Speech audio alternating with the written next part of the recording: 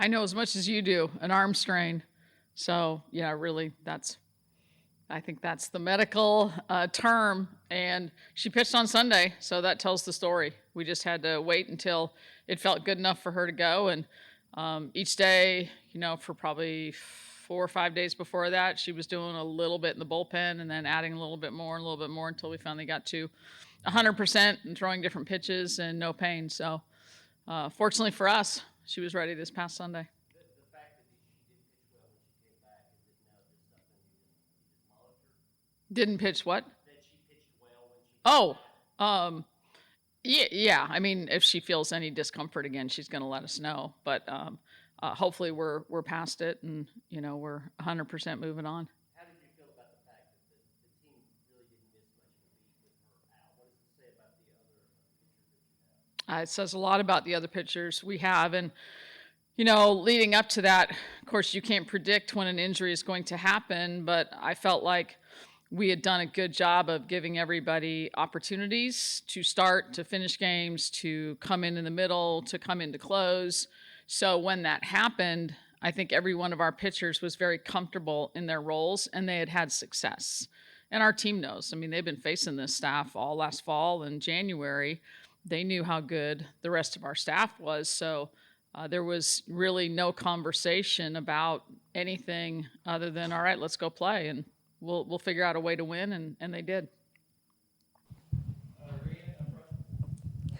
Karen, what's the biggest challenge you see facing this Florida team this weekend? What you stood out for you? What you seen on film? They're another really good Florida team, and you always know that Florida's going to be good. They're very well coached, a lot of consistency, obviously, in the staff.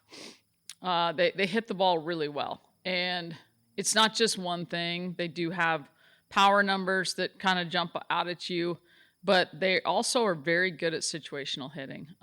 You can just tell watching them on film. They know when they need a bunt, a well-placed ground ball, to manipulate the barrel to get something up the middle, sac fly to bring a runner in. They're versatile and they have the ability to do it all. And then Rothrock is throwing really well.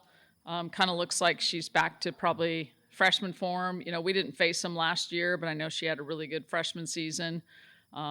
She seems very comfortable in that workhorse role, knowing she's going to get the ball Friday and Sunday and a possible relief appearance on Saturday.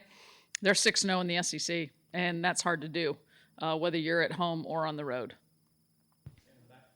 Coach, do you feel like the offense took any sort of step back down at Mississippi State, or do you feel like that's more credit to the pitching staff down there? I wouldn't say we took a step back. Certainly a lot of credit to Mississippi State. That was the best pitching staff that we had faced. And really didn't know much about any of those pitchers because they're all new to Mississippi State and all three were transfers from mid-major schools. We had film, of course, but hadn't seen them, they hadn't played an SEC series yet, so we didn't have an idea about how they were going to use those pitchers.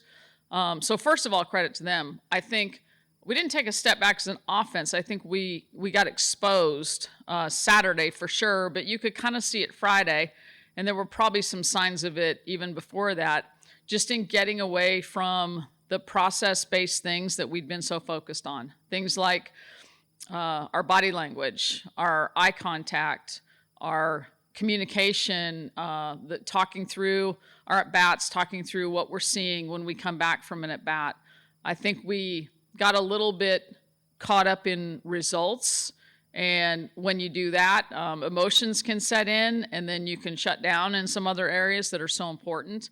And Saturday was a really good wake-up call for us to see the things that we had let slide just a little bit. Last matchup versus Florida, playing in the postseason last year, you used all three, Sage, Aaron, Carlin. At that moment in that game, did you kind of know heading into the next season that you were going to have a trio of three aces like that? Well, I think we knew that last year, that they had that talent. It was really just a matter of Aaron kind of growing through her freshman year. I would argue that her outing against Florida at the World Series was the best she had thrown all year, was the Aaron that we recruited and the Aaron we were waiting to see all last year. And Sage, we knew Sage was really good. Sage just had been battling a hip injury for a long time. I mean, really starting in high school, and finally got that taken care of over the summer. So, yeah, we knew last year that those three were really dynamic, and it was just a matter of time for everybody to put it together. Yeah, Karen, you were not under the consumption. You wouldn't lose at some point, but is there a little bit of just now having that out of the way, maybe a little bit, I don't want to say weight taken off, but maybe they can just focus on, hey, now just playing and not having that streak over their head? I am sure they felt that to a degree, even though we didn't talk about it. In fact, we talked about it in the sense of, okay, how do we manage this? And redirecting our focus to the right things. But in the moment, I think they were more upset about how they played on Saturday. It wasn't so much that we lost, it was all the things we weren't doing led to us really not putting up a fight and not playing Tennessee softball the way we had become accustomed. And I think that's kind of the key. We became accustomed to it and thought it was just going to happen. And then we didn't focus on the little things. I mean, I went into the post game on Sunday and said, we struck out 10 times on Saturday. How many do you think we did today? And the answer I got was, what, 5? And I said, no, we struck out 10 again.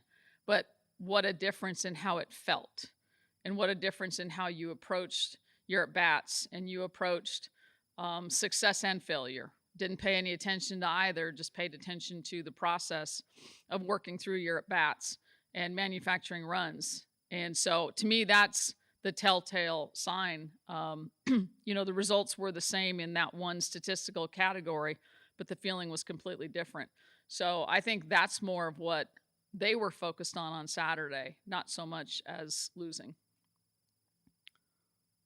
What would you say is one of the biggest challenges your pitching staff will face this weekend against a Florida team that has a pretty strong batting average? I think Townsend Thomas just earned the SEC Freshman of the Week for what she did against Kentucky. Mm-hmm.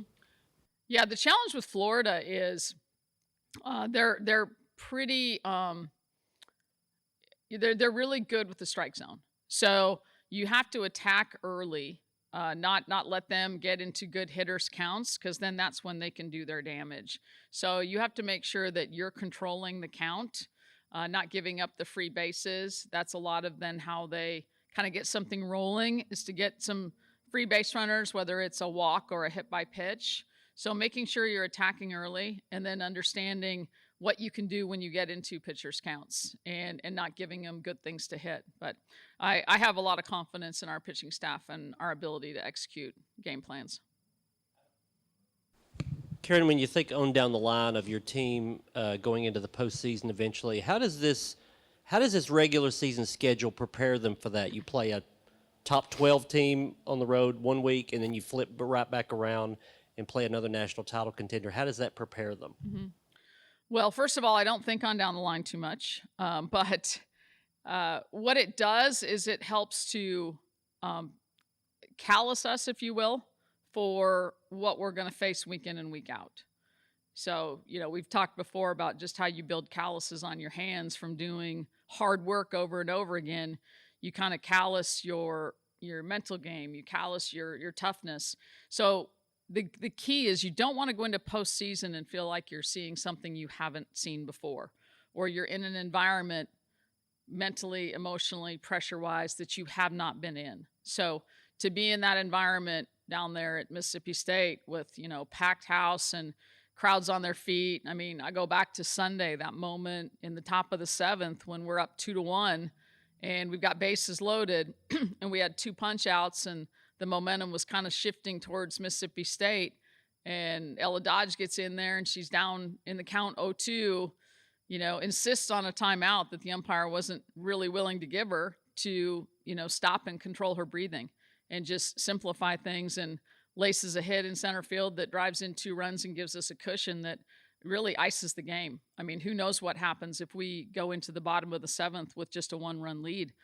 So it's things like that that prepare you for anything you're going to face in postseason. And we're going into another crazy environment down at Florida, facing a great opponent. Thank you.